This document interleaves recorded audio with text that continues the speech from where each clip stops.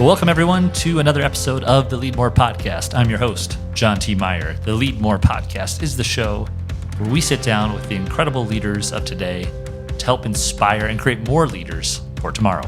Because I believe we need more leaders. We need them now, and we need you to be the next one. In this episode, what a great conversation. I sat down with my friend Nick Wendell. Nick lives in Brookings, South Dakota.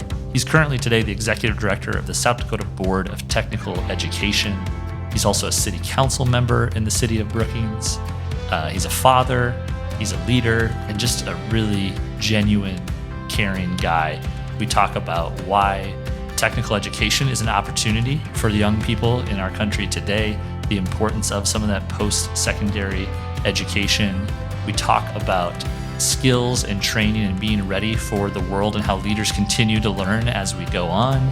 But then we also went and dove into his public service and what it's like to be on the city council, especially over the last 20 odd months, which have been very trying, very divisive, going through the process in Brookings about issuing a mask mandate. And regardless of how you feel about just the struggle for leaders on all sides to be in the public eye, to go through the rigor and just the scrutiny that leaders have to go through today. So Nick is in it, he's living it, and I really appreciate just the fact that he's willing to stand up, to step up and lead.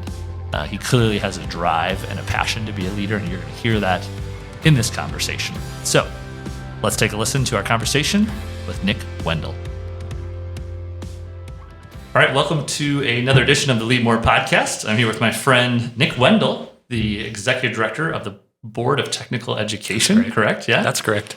How are you doing today? Hey, I'm doing well. Thanks for being here. Thanks for having me. I feel like we've kind of like run in circles where we've bumped into each other a lot over the years, and I think admired from afar. And you're just a great leader in my hometown of Brookings, but also in our state of South Dakota. And I'm just excited to chat today. Yeah, I'm looking forward to it. Hometown, you're Gregory, right? That's right. Okay, yeah. And then went to SDSU. Mm-hmm. And then that's kind of where I first knew about you, because I feel like I've known all these people who were in, what is it called? I'm going to get it wrong, but like the activities thing of SDSU. Yeah, student activities. Student activities, yes. Yeah. And you were part of that as a student and then also like advisor? Yeah, that's right. During my undergrad, I was really involved on campus, kind of in the union and in student activities, and then worked in advertising for a couple of years after college, actually. Here or where? Yeah, here in Sioux Falls. Okay. And then had an opportunity to go back to SDSU. I'd always wanted to work in the higher education sphere and in student affairs in general, or in particular. And so I had an opportunity to go back to graduate school and work full-time at SDSU. Cool. And yeah. And what about SDSU or campus or Brookings kind of drew you back? You know, I had a phenomenal college experience. I'm a first-generation college student. Cool. Like so many people that grew up in small communities in South Dakota, I had not been really exposed to college before. No, right on the outskirts of a small town. My family ran Napa Auto Parts stores. Yeah. And so, you know, in an ag community, certainly, and just really had not been exposed to college all that much. I had really supportive parents and a family that, you know, the plan was always for me and my sister to go to a university. Mm-hmm. But the experience for me was really life-changing. And I didn't even know, like, student affairs or student activities or student involvement existed. And so because that was so formative and I met so many phenomenal people, it really kind of was, I knew I wanted to spend a pretty significant chunk of my career working in public higher education. Cool. That's really cool. I love that persona that has that comes through SDSU a lot, of sort of that kind of small town ag kid who gets to Brookings and the university and just thrives in so many maybe unexpected ways, but still like recognizes their roots and appreciates that. You know, I always tell people that they're from my hometown or from another small community in South Dakota that SDSU and Brookings is an opportunity, I think, maybe the best opportunity in the state of South Dakota to get kind of an authentic college town experience. They've got Division I athletics. They've got awesome arts and culture and beautiful amenities on campus, but still feel pretty connected to the state. As the land-grant institution, as a home of an agriculture program in a relatively small community, you can still feel pretty connected to South Dakota. And then you have these experiences where you're like, wow, this is like a Division I college experience at a large university. But yet if I gaze in the horizon, I can see a cornfield. I'm a drive away from the Missouri River in my hometown, and that's a nice feeling. Yeah, it does strike both buckets there, where it's also like it hasn't gotten so big where the athletics are just an entire operation. Yeah, that's right. And I love Coach Stig, who's been on the show, and these are student athletes, and they're going to school, and I still appreciate that, where you get the atmosphere, but we also haven't lost touch, I don't think, of what we're doing there. I think that's right. I think whether it's athletes that have found tremendous success in Division I athletics, folks that are gracing the stage in theater or in music productions, people that are graduating with degrees and doing phenomenal things. So many of them are like South Dakota born and raised. Folks that are getting experiences now on big stages in our own state. That's a pretty phenomenal thing that's happening. And don't you think that's even changed from the SDSU that you probably were at? Yeah, definitely. I mean, for me, during my college experience, I couldn't imagine the university getting better. I mean, for me, my undergraduate experience was phenomenal. Interesting. And now it's in some ways hardly recognizable. Yeah. And as a relatively young professional, and then a professional that became more seasoned during my time there, I spent more than a decade working really closely with students at SDSU. The experiences I saw them having, and just the way they operated on campus and the way they saw themselves as student leaders and emerging professionals, it gives you a tremendous amount of faith in the future of our communities and our state and our world. I agree. And I think as a hometown Brookings kid, some of the talent that we've hired from SDSU also just here at Lemonade just blows my mind, right? Like it just, maybe I didn't fully understand it at 18, but to me it seems like it's definitely leveled up. Yeah. So we'll probably jump around a little bit today, but we'll stick on that topic of what you do now because I think it's relevant. So you are in higher ed, and the first person to have your role, it was a newly created board. So tell us about what you're working on. Yeah, I'll just preface by saying I didn't necessarily envision my career taking this turn. I didn't necessarily envision myself working in technical education. Wasn't tremendously familiar with our technical colleges. They were known as technical institutes then, and now we know them as technical colleges in South Dakota. How many do we have? We've got 4 throughout the state. Southeast Technical College here in Sioux Falls, Lake Area Technical College in Watertown, Mitchell Tech in Mitchell, and then Western Dakota Technical College in Rapid. So our board was created in 2017. I was hired in the very late days of 2017 as the first executive director. We've since added a deputy director to our team. And have a 9-member appointed by the governor board, spreading across the state, different industries, different backgrounds. And our mission is multifold. One of our primary goals is to really shift the public perception around the value of technical education. I think a personal passion of mine and a mission of our board is to create as much access as possible throughout the state. So in rural communities, people of color, first-generation Americans, men and women, folks that maybe just did not see themselves in a technically skilled type of field, considering an opportunity through a technical college. Yeah, that's great. And often it is the superior choice, whether it be cost, time, skill, right? I think one of the messages that we've really tried to focus on, and when I say focus, I mean we try to talk about it a lot. We try to plug into communities and high school partners and industry, but we also try to demonstrate it through the data. The idea that if you go into a technically skilled field, if you want to be an electrician or a plumber, if you want to work in the automotive industry, if you want to work in agriculture or health sciences or technology, there are tremendous entry-level positions that require maybe an associate of applied science degree, which are the type of degrees that come from our technical colleges. There's tremendous workforce demands in the state. You can command a really phenomenal salary. There's opportunities for upward mobility. But also, one of the things we've worked really hard on is to ensure that if you earn a credit at a public institution in South Dakota, that credit will transfer to other public post-secondary institutions in the state. I think there's a bit of a misnomer, this idea that when you're 18, you decide whether you're going to go to a public university or you're going to go to a private institution, or you're going to go to a public 2-year college, and then that's the end of your educational journey. Yeah. I think we really have to, regardless of what choice you make right out of high school, we've got to broaden that conversation to say, your degree and your credentials are portable. So go into the workforce. If you want to turn that into a 4-year degree someday, you should have confidence that you'll have the skill and the education to do that. And I know you're driving that campaign, kind of this this term that was new to me until we worked together, that upskill idea, yes. right? Which is super smart.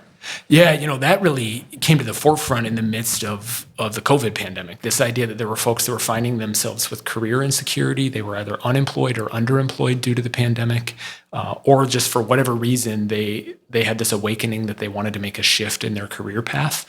There are a lot of underskilled and undercredentialed folks in South Dakota that with access to a couple of credits or a certificate program, it could be life-changing, and certainly a 4-year program. Yeah, it's the idea that, one of the things that we talk a lot about. So I spent, like I said, more than a decade working in a regental institution at SDSU.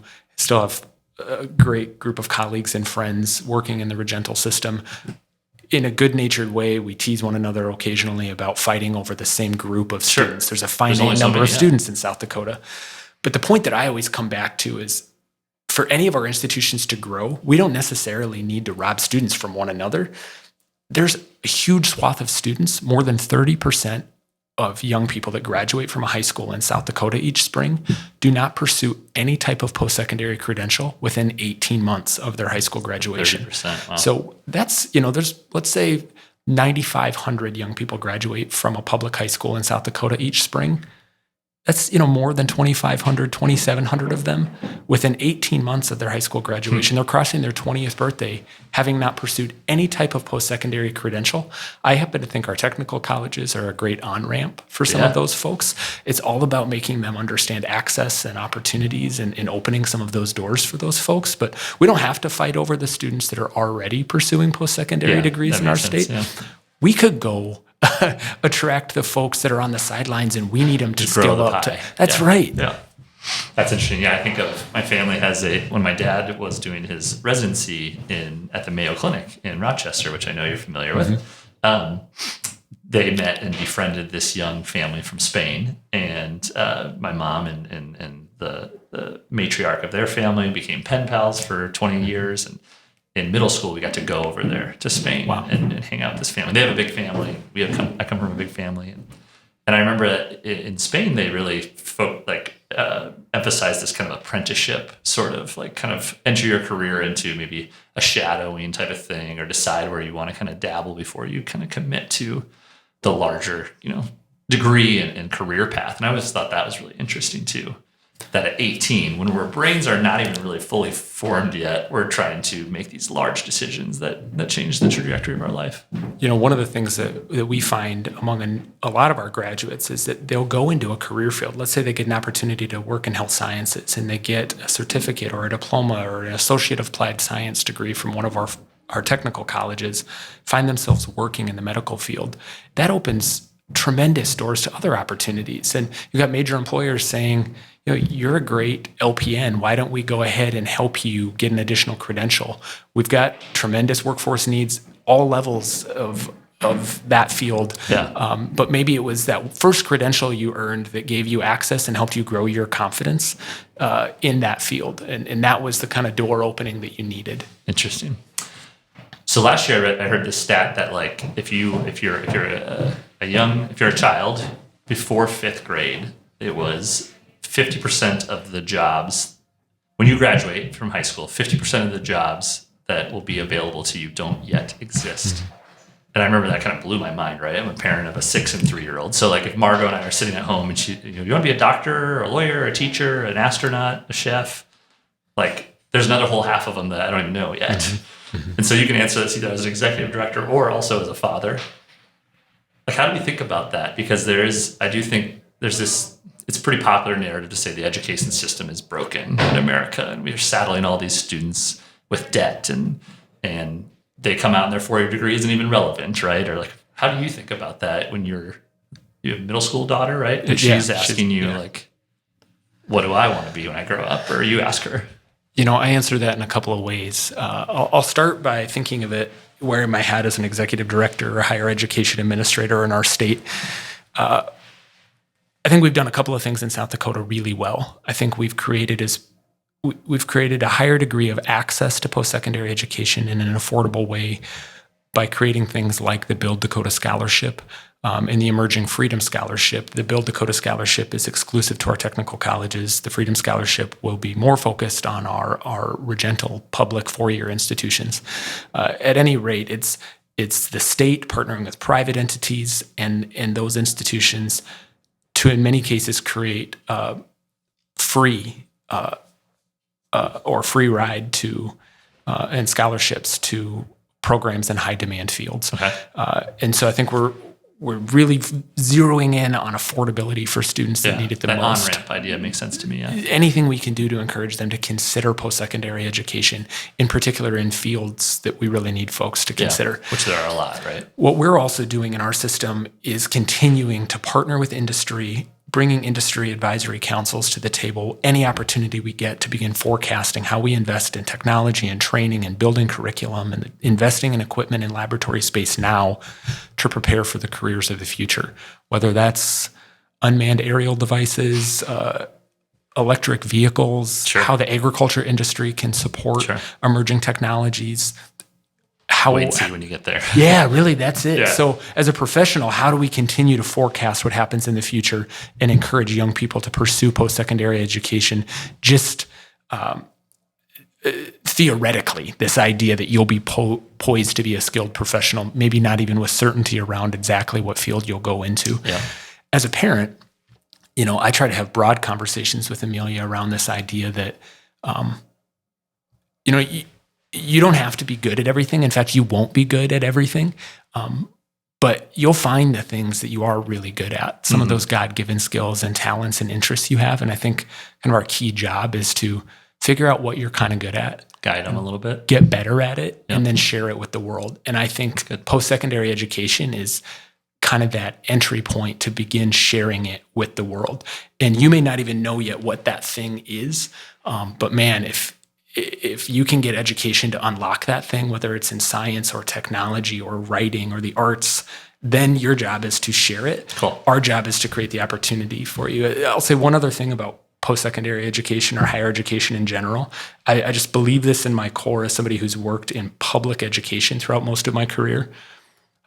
One of our duties is to create citizens of the world. Whether that happens in a 2-year environment or that happens in a 4-year environment, that's such a formative experience. Whether you have that experience as an 18-year-old or you have it as a 35-year-old, somehow it should impact the way you move in the world and the way you see the world and the way you interact with other people.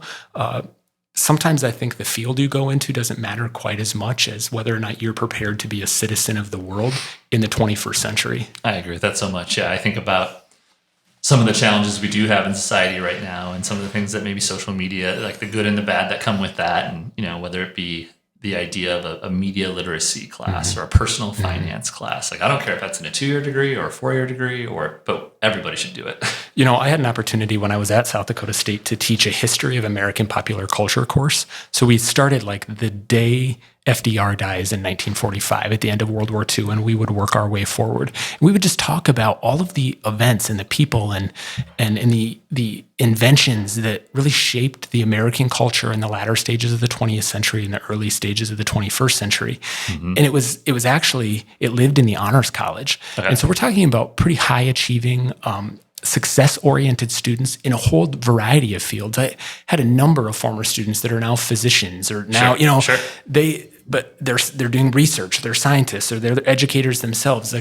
But their cultural perspective was broadened by understanding why Elvis Presley or the Beatles or Archie Bunker or Ronald Reagan or, any one of a number of significant cultural figures were significant to previous generations. Like, they could speak kind of a collective language about the American experience. And to me, that was like hugely valuable, in particular for like success-oriented students that were like plotting out the credits they were taking each semester, typically built around... Like pump the brakes. What if you had just a more informed view of the world we're living in and different generations and pivotal experiences in American life that maybe shaped or changed the trajectory of where we're at today? Sure. That's good. The last one on this topic, and then we'll move, is this idea of, because I'm sure you fit in this category, of South Dakota being sort of a brain drain state. So you come from a small town, you were a high achiever, I assume. and maybe considered leaving the state, you didn't.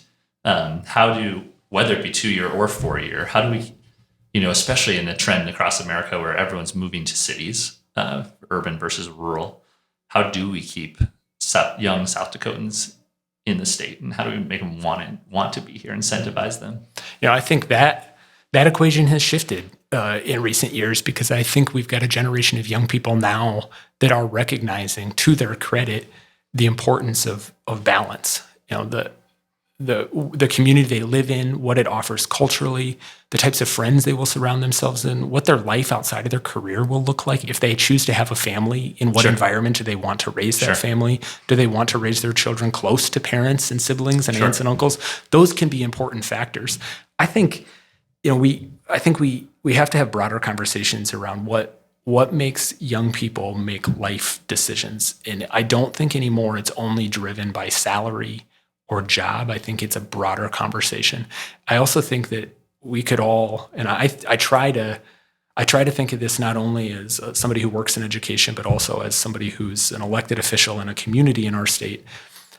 I try to think about, what do we really value about the rural experience, and what do we really value about the urban experience, and how do you pluck some of those qualities out and plant them in communities where we maybe don't traditionally think of them. You can still have access to phenomenal arts and culture. You can still have access to technology. I think the expansion of, broadband into rural South Dakota is going to be a game changer for some communities. And I think it's about embracing some of that and knocking down some barriers that really were built by misperceptions. There's a whole lot more that connects communities and people than separates us.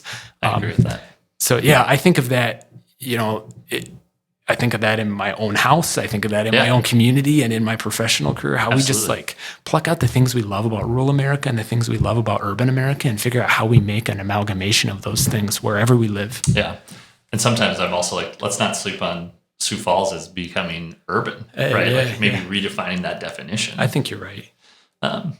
Especially if someone, if Amelia is in middle school, I've been here for 12 years and it's changed tremendously. What does another 10 look like? Yeah. So, okay, now let's shift. You hit on one topic that's been a theme of this show, is this idea of kind of being nudged into an industry or a career. I'm guessing you were approached for the job that you have now, since it was brand new. And that's been a theme of leadership on the Leadmore podcast. So you've been a leader in lots of steps in your journey. Tell us about what you do now as an elected official, and I'm wondering if you were nudged or if you sought that out. Jeez, I'll just preface by saying I'm not a great spectator. I generally try to kind of jump into the middle of a given situation, and so sometimes I nudge myself or feel a tug kind of intrinsically to get more involved. I also kind of grew up in the kind of community and the kind of family where everyone just got involved. That's how you made a place that you lived better, or the place you wanted it to be.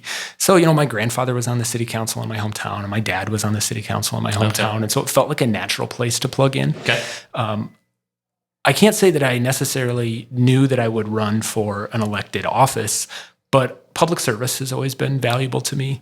And I had kind of committed to myself when I made the decision to put roots down in Brookings that I was going to be intentional about being involved, that I was going to be connected to the community, that I was going to raise Amelia in the type of community that she was familiar with, that she knew folks, that we were actively participating in making the community even better than it already was. Yeah. And so that's really why I was drawn to run for a seat on the council, because it felt like a place that I could bring some value. And I'd seen I tell people all the time, Brookings didn't become the kind of community it is by accident, just like Sioux Falls didn't, just like so many great communities didn't. There were like generations of visionary leaders that invested their time and their talents.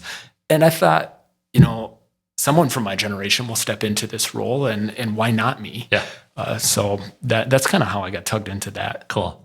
And detail-wise, you've won 3 elections, so you're on your 3rd term. How long are they? I forget. So my first term was actually a 2-year term.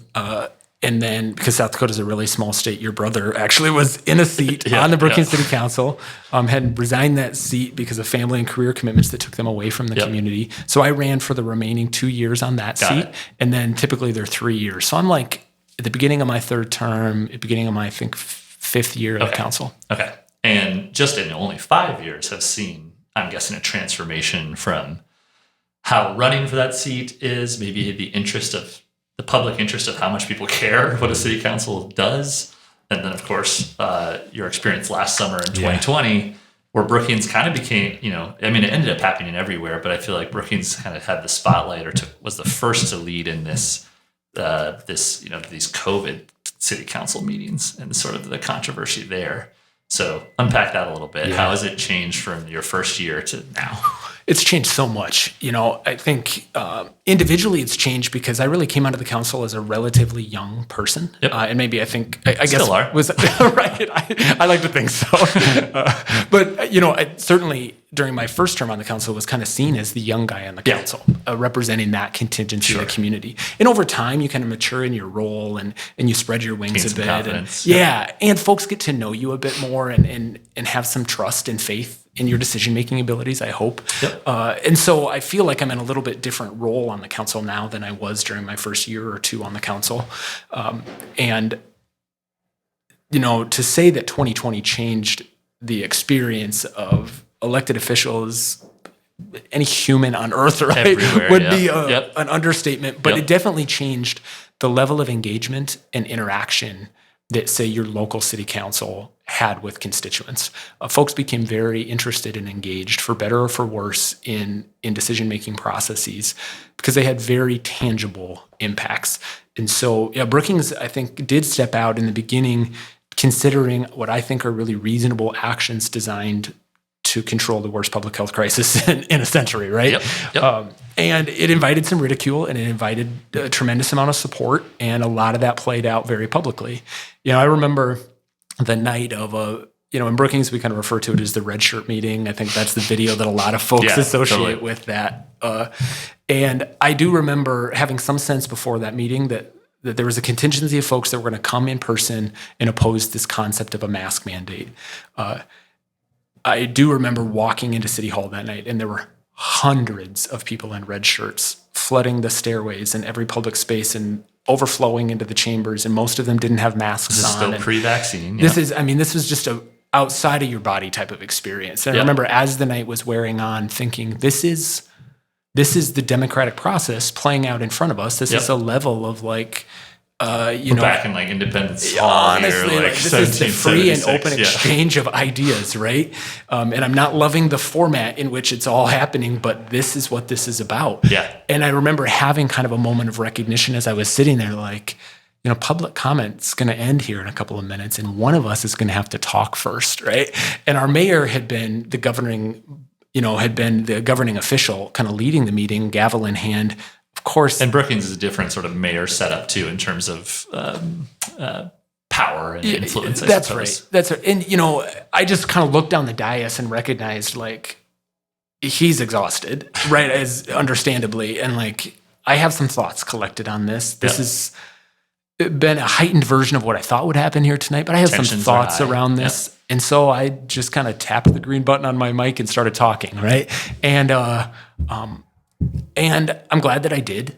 I think it helped me find my own confidence in my own voice, but it also meant that I knew that there were a whole lot of folks in the community that were thinking a lot of those same things, had been trusting science and healthcare professionals and following what had been happening and unfolding since February and March, and this was September.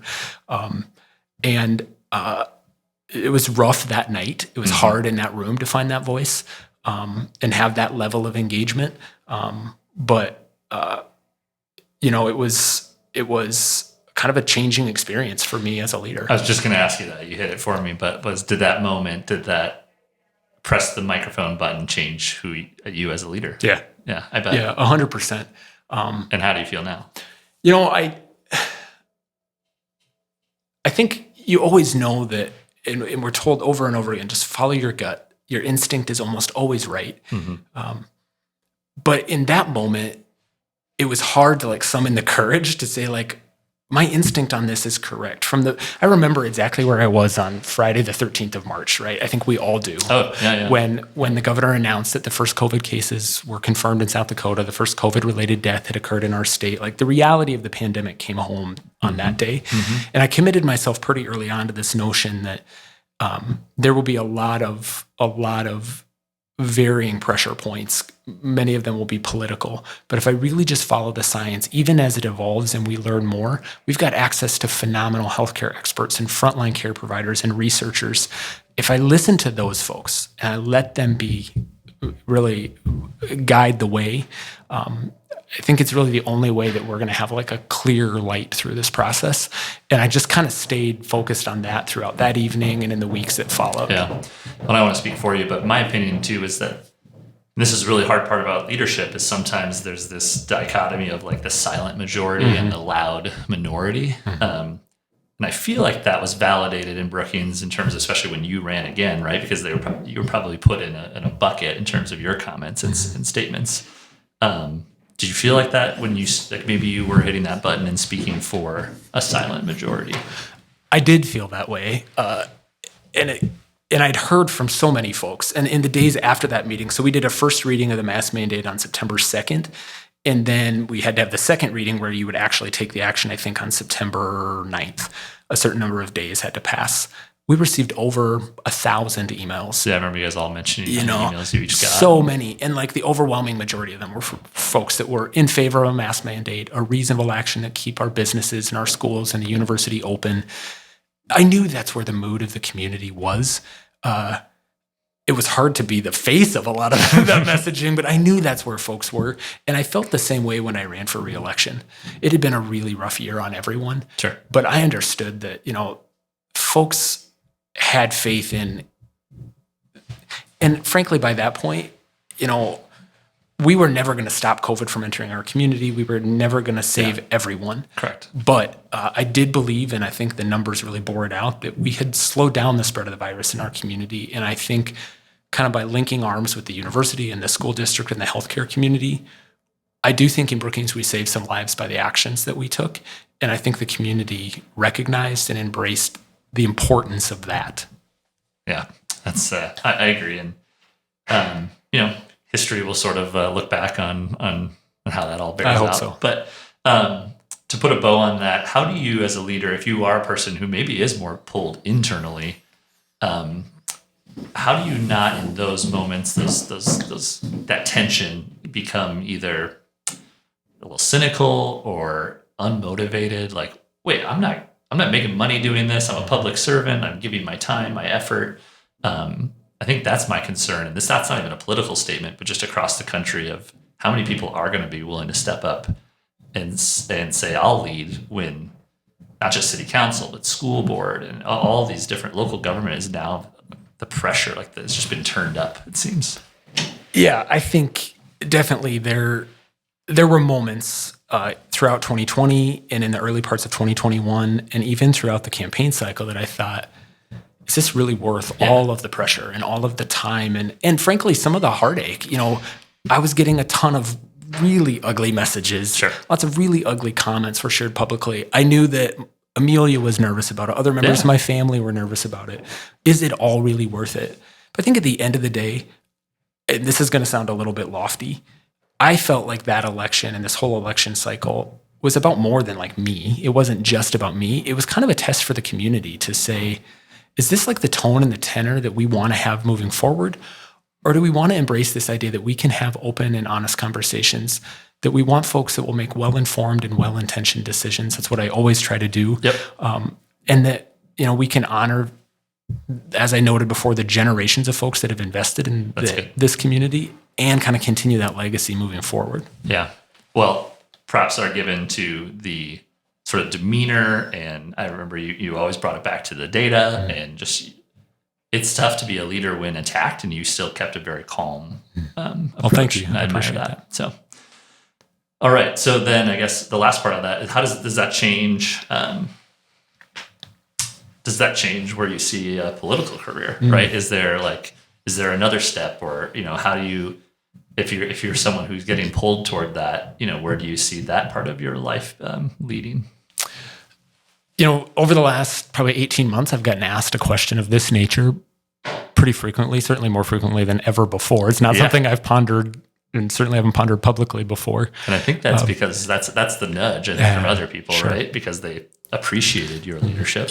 I'm flattered by the question and folks that even have that notion. As I noted, I'm not a great spectator. And so if I recognize need, I tend to lean toward it and try to determine how I can have the greatest positive impact.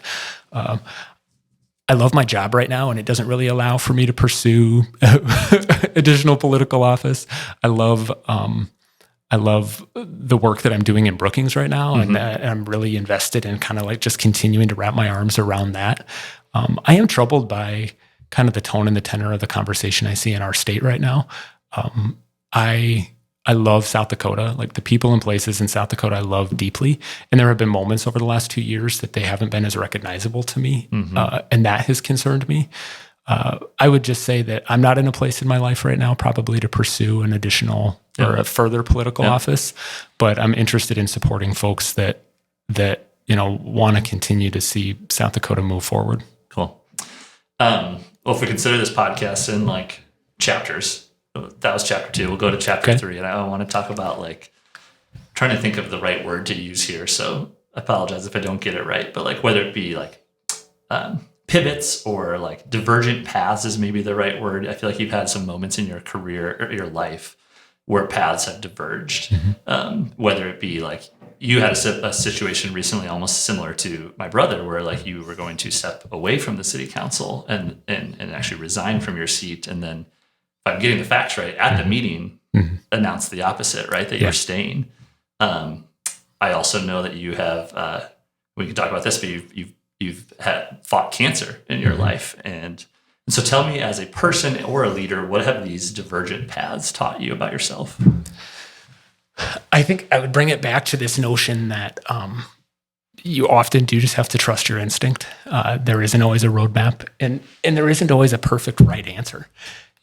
I happen to think that, let's take the decision I was grappling with this summer about relocating to Sioux Falls and starting a different chapter of my life there.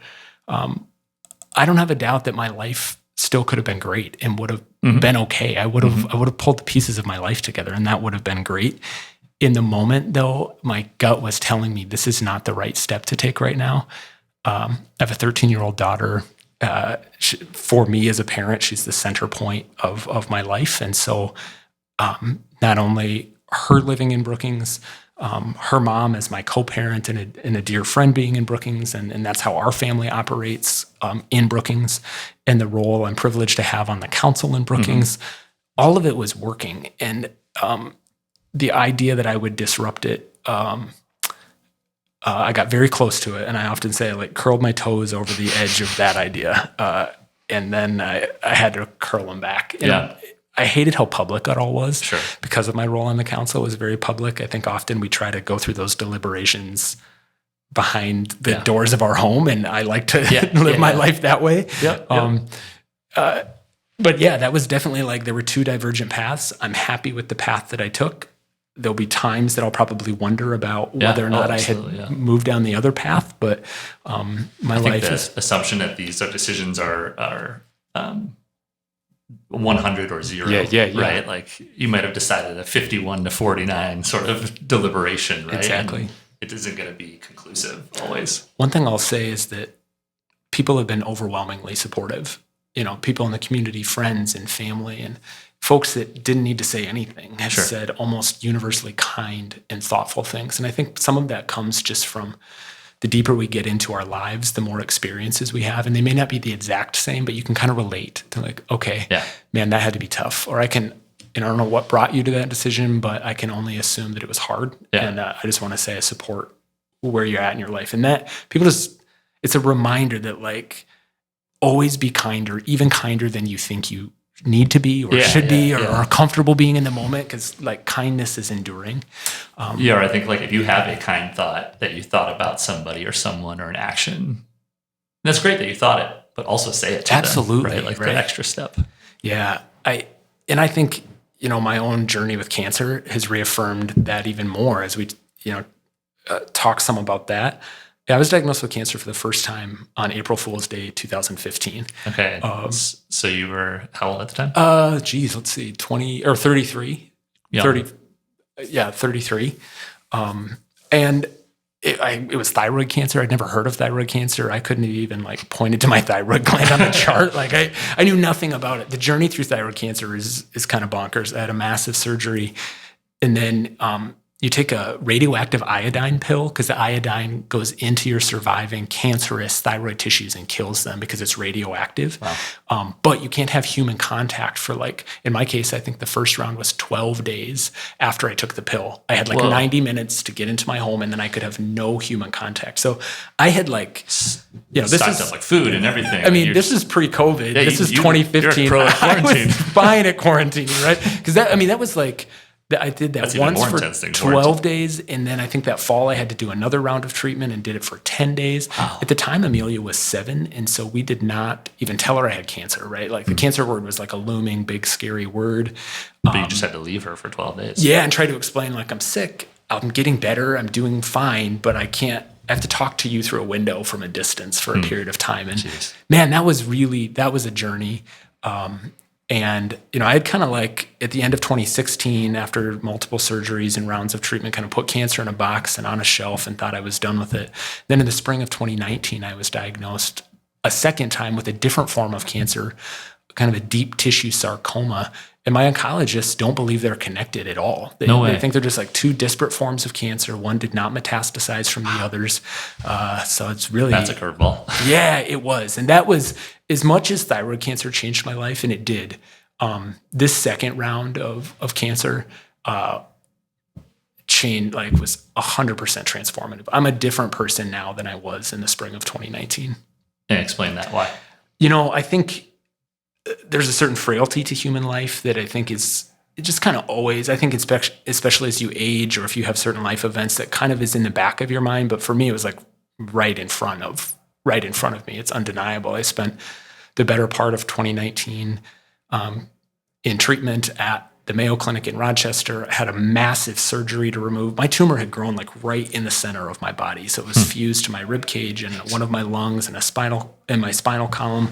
So it was a really intensive procedure. And, I'm probably now, a couple of years later, just getting back to like the same physical form that I was in before to some extent and feeling more myself, and my mobility is back and my strength is mostly back. And so it changed me physically, but more than anything, it changed like, my view of the world. I had to confront some mental health realities that I hadn't really confronted before.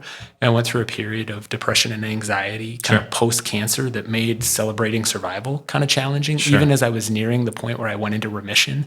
Just the realities of having cancer. Well, learn about these city council meetings as being also an immunocompromised person, right? Yeah, and those are the things that like, I've just always believed that you can't necessarily make decisions through your own lens. You have to be making broader, more community-based decisions. So I was always cautious not to bring it back to like, you have no idea as you go about your life in the community, who's immunocompromised. Yeah.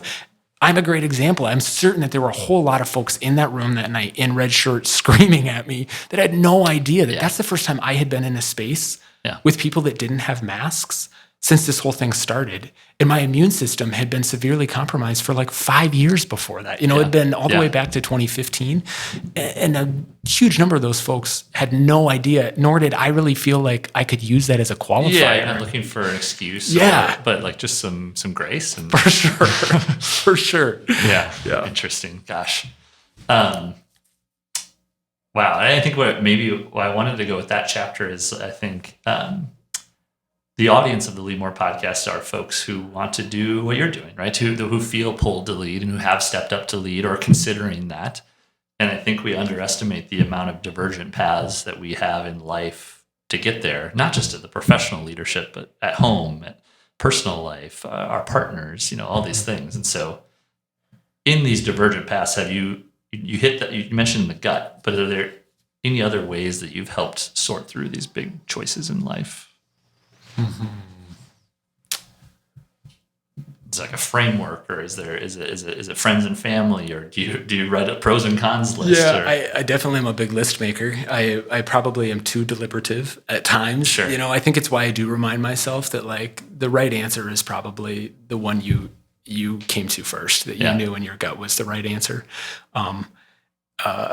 And I think that having cancer twice now in my 30s has freed me a little bit to say, like, life is finite, and you should, do things that are important to you. You should invest your time in things and people that are important to you. I'm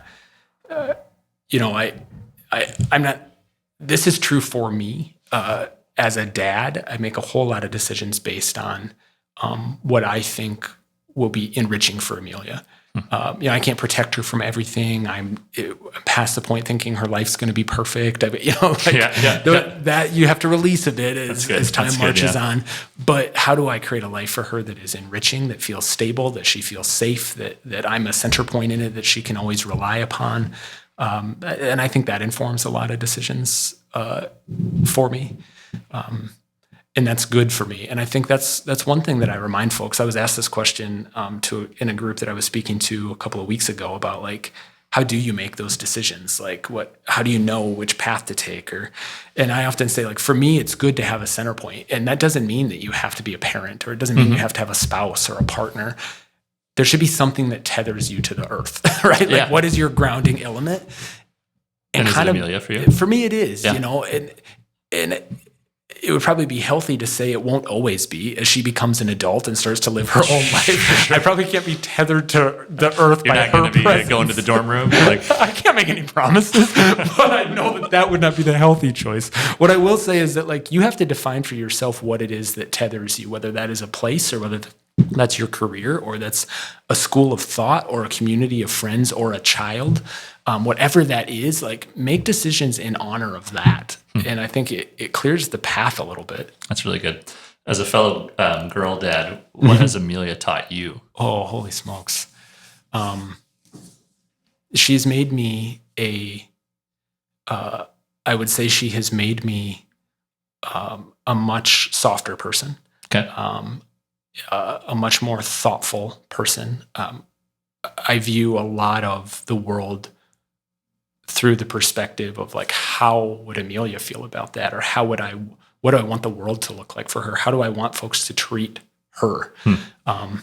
And it's allowed me to see other people in a more human way, I think. And I think that's been, really good for me in very tangible ways. She also exposes me to, like, kind of the culture of an 8th grader and the things that are important to a 13-year-old.